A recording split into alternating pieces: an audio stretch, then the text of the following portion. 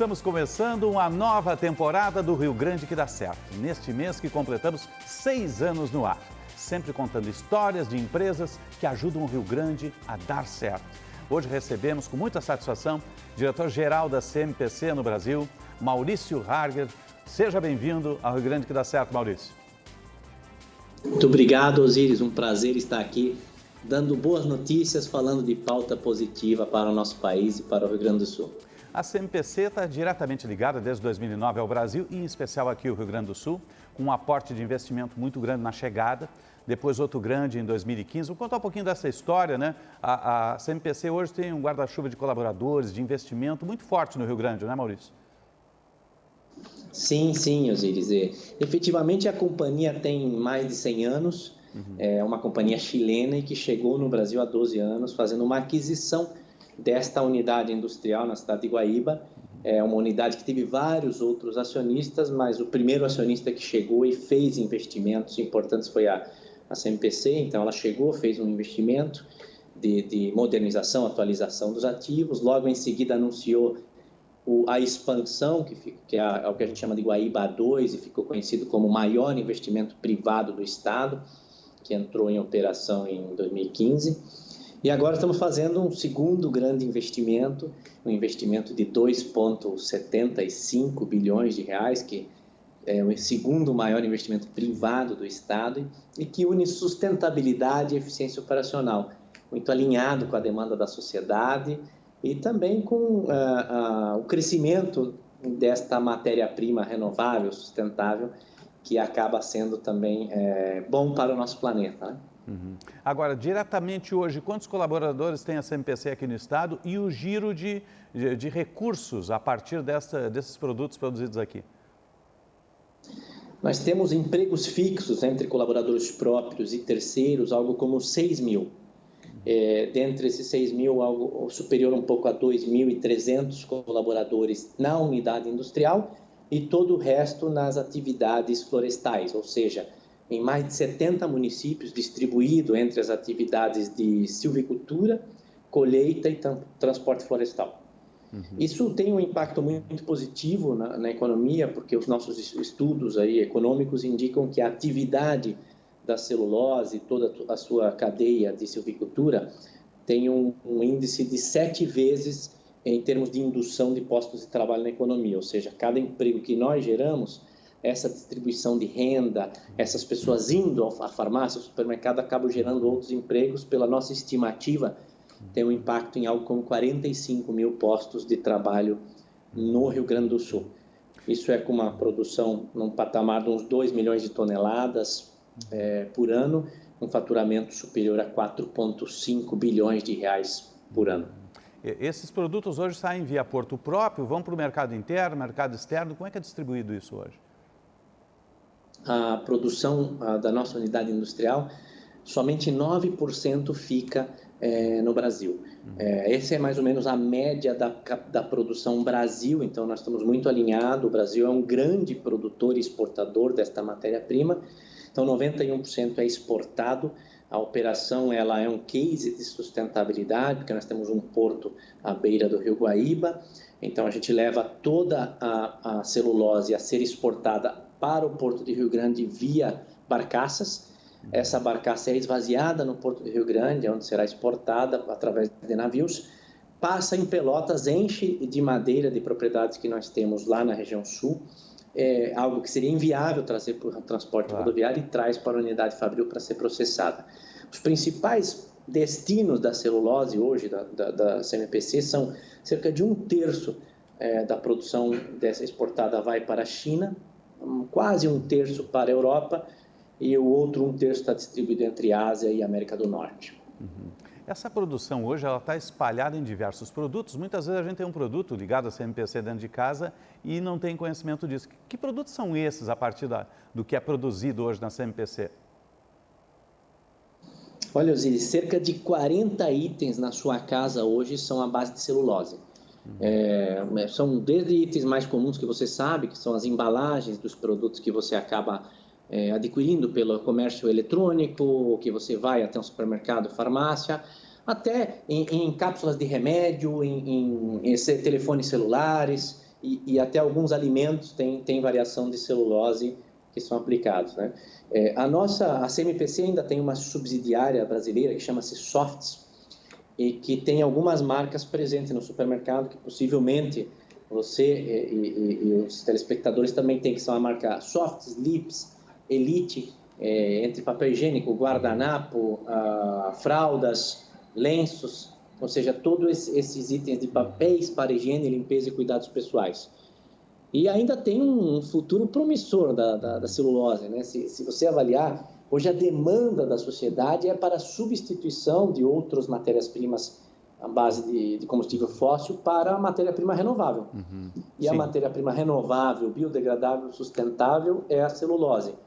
Por conta disso, existe uma demanda em crescimento acima da economia mundial por busca de celulose. Existem novos produtos sendo desenvolvidos à base de celulose, desde garrafas para água, refrigerante, e até aplicações mais robustas para a indústria automobilística.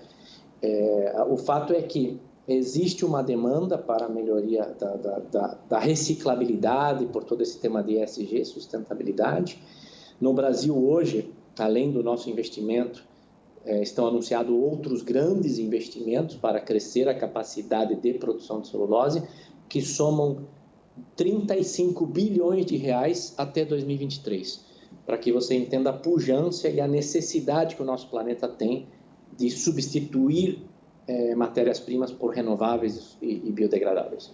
A gente está contando um pouquinho da história da CMPC no Brasil e aqui no Rio Grande, os novos investimentos, a geração, a roda da economia, conversando com o Maurício Harger, diretor da CMPC no Brasil. Vamos fazer um breve intervalo, nós já retornamos no Rio Grande que dá certo em nova temporada.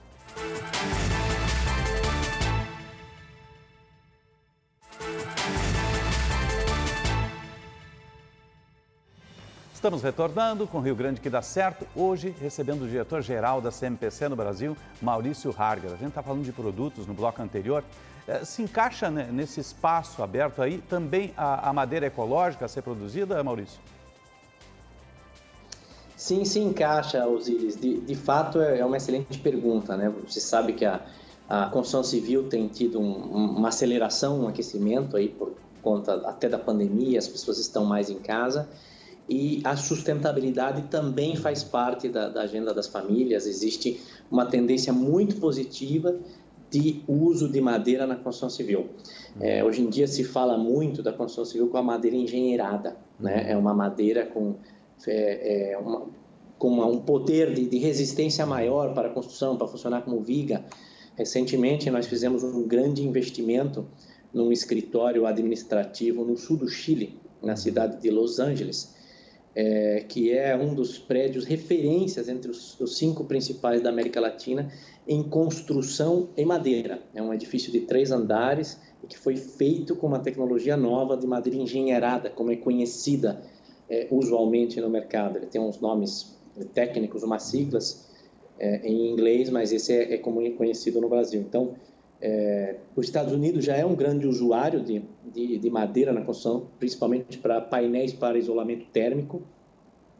Nós temos uma unidade de negócio no Chile que produz esse tipo de painéis. O mais conhecido é o plywood, que é feito à base da madeira inteira. Ele não é transformado em pó e reconstruído, diferente do que a gente conhece, o MDF, MDP. Ele descasca, desenrola a árvore, mantém as fibras íntegras e transforma num painel que tem mais resistência, mais acabamento. No nosso entendimento, é um mercado que irá crescer muito. Ele tem alguns desafios de engenharia, de formação de arquitetos e engenheiros para o uso dessa tecnologia e aumento de capacidade também de fornecimento desse tipo de madeira. Tem que desenvolver a cultura deste aproveitamento, porque ela é tão sustentável quanto ela se mantém com uma força muito forte, né? Ela é muito resistente. Sim. O nosso escritório, por exemplo, são 3 andares. E fica primeiro com um acabamento espetacular, né? A base de madeira, e tem todo o caráter de sustentabilidade, até em economia de energia, para o ar-condicionado, calefação. A madeira ela tem um isolamento térmico, e sempre o dia que você quiser desmontar, ela sempre tem uso em alguma outra aplicação. Então tem um caráter de sustentabilidade fantástico, né? Fora toda a cadeia de emissão de gases de efeito estufa. Ao final do dia, é conhecido que florestas plantadas geram um efeito positivo no planeta, seja em mudança climática, seja em captura de gases de efeito estufa. E a gente incentivando o uso de celulose, o uso de madeira na construção civil e outras aplicações, a gente vai estar ajudando o planeta. Você pega, por exemplo, o nosso caso, as florestas, a gente tem uma quantidade de uso das nossas terras de 52%, mais ou menos. 48% são reservas, seja de área preservada, seja de mata nativa, seja de reserva legal. Esses 48%, eles chegam a capturar algo como 2 vezes a frota leve de veículos de Porto Alegre. Ou seja, é bem relevante o efeito do uso da madeira e da celulose no nosso planeta. Isso é fundamental. Agora, o investimento que está sendo feito agora, ele já é feito buscando novos mercados? De que forma ele vai se traduzir diretamente? Bem, como eu falei, a demanda por produtos renováveis, por matérias-primas renováveis, ela vem crescendo acima da economia global. Então, se o PIB tem crescido 2,2% numa visão de longo prazo, o uso de celulose cresce um pouco acima disso. E aí nós estamos falando de um aumento de capacidade de quase uma nova unidade industrial de produção de celulose a cada 18 meses. É uma demanda bem pujante. O nosso investimento ele tem basicamente 3 pilares: modernização operacional, melhor gestão ambiental e melhores controles ambientais. Como resultado disso tudo, a gente vai ter um aumento na capacidade de algo como 18%, acima das nossas 2 milhões de toneladas anuais, ou 350 mil novas toneladas por ano. E no âmbito ambiental, aí sim, no âmbito de sustentabilidade, a gente tem melhoras relevantes, onde vai nos posicionar a nossa unidade industrial entre as melhores em termos de sustentabilidade do Brasil, quando a gente fala de consumo de água, tratamento de efluentes, emissões de gás de efeito estufa e outras emissões, e reciclagem de resíduos. Agora, a empresa sempre teve um compromisso com a sustentabilidade muito forte, desde a chegada em 2009, né? Isso é uma marca que permanece, está diretamente ligada ao produto, né? E isso ali adiante é um diferencial até perante os competidores internacionais, os demais players, né? Exato. A gente, inclusive, reescrevemos o nosso propósito alguns anos atrás, em comemoração aos 100 anos da CMPC. Simplificamos ele em 3 letras, que são 3 palavras, na verdade, que é criar, conviver e conservar.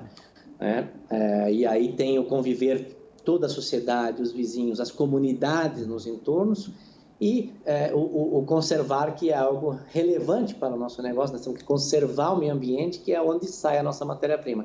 E o criar produtos renováveis para soluções, para necessidades genuínas das pessoas. Então, um reforço da nossa organização em cima disso. Recentemente também a gente era para ter acontecido, se não houvesse alguns eventos sociais no Chile, a COP, era para ter acontecido no Chile. A gente também, em homenagem aos 100 anos, renovou o nosso compromisso de sustentabilidade em 4 pilares, basicamente, né? Ser uma empresa zero resíduo, reduzir 25% o consumo de água industrial, reduzir 50% a emissão de gases de efeito estufa e aumentar a nossa base de florestas nativas com o objetivo de impacto positivo na mudança climática. Alguns desses objetivos para o ano 2025, outros para o ano de 2030.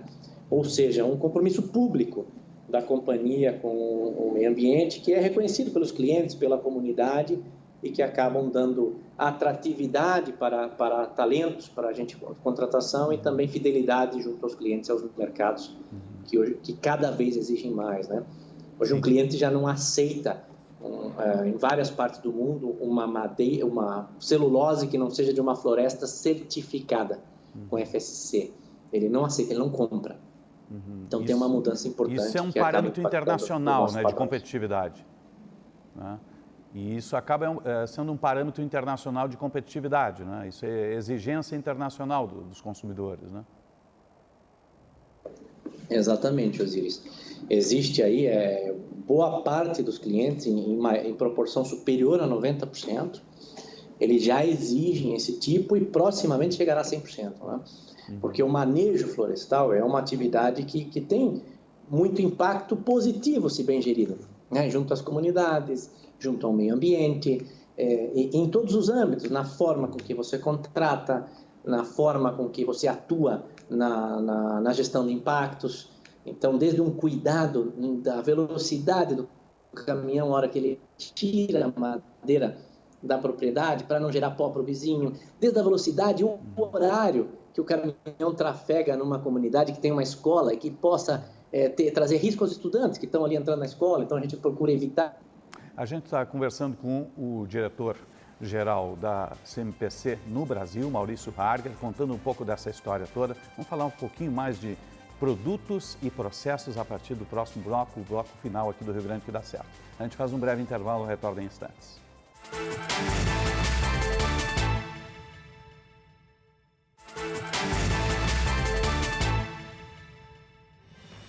Estamos retornando com o Rio Grande que dá certo, hoje recebendo o diretor-geral da CMPC no Brasil, Maurício Harger. Já estava falando sobre processos e também produtos. Hoje a demanda depende de produtos novos criados. Eles são criados a partir do laboratório próprio da CMPC. Como é que é visto essa questão de mercado, Maurício? Sim, existe uma demanda por novos usos para a celulose e também novas aplicações de embalagem, né? A gente tem um centro de desenvolvimento de produtos, um centro de pesquisa que tem como sede o Chile e que tem atores ou colaboradores em países, em várias subsidiárias. Mas hoje em dia também é muito importante a colaboração para a inovação. Então a gente também tem parcerias com empresas e universidades em vários países, na Europa. Existe são fontes de desenvolvimento importantes, tem na Finlândia, na Suécia, Estados Unidos, Canadá, o próprio Brasil, a gente acaba usando alguns recursos e sim, é algo que faz parte do pilar estratégico da companhia, seguir inovando e crescendo. As principais aplicações que nós entendemos que vão prosperar mais forte tem a ver com embalagens, ainda tem uma fronteira importante que está sendo desenvolvida em substituição de embalagens com combustível fóssil, que tem a ver com nanocelulose e microcelulose, para criar uma barreira de umidade, uma barreira ao líquido, principalmente para alimentos e nos supermercados. Aí será talvez a fronteira mais importante que deve gerar uma demanda crescente de celulose. Esse investimento está sendo feito agora no Estado, ele estabelece um cronograma, como é que vai funcionar isso? Esse investimento, ele começam as obras no mês de setembro e a gente chega a ter um pico de geração de postos de trabalho de 3.600 postos de trabalho, mais ou menos. Pela nossa conta ainda, isso vai gerar um total de 7.500 postos de trabalho nesses 26 meses no seu pico, né? Como é que é trabalhar fortemente para contratação de mão de obra local. Pois não, Osiris? Sim, eu estava falando como é que é a relação com a comunidade, porque tem que haver a formação da mão de obra, né? E a especialização dos colaboradores, como é que é feito esse processo todo? Esse é um ponto importante, né? A gente está fazendo um trabalho junto com a Prefeitura de Guaíba para formar principalmente a mão de obra para o início das obras, que tem a ver muito com construção civil e montagem mecânica. Então, nós criamos 900 vagas para cursos para formação desse tipo de profissional, e a ideia é criar uma base de dados digital para que os fornecedores possam chegar e ir contratando essas pessoas. Tem uma parte que é, assim, mão de obra especializada e que acaba vindo ou da região ou de fora. Então, isso para o projeto. Quando a gente vai para a rotina, para a gestão do dia a dia, aí a gente tem alguns programas, tem alguns novos, inclusive a gente acabou de lançar um programa de formação de operadores junto ao Senai. Ele foi totalmente criado do zero.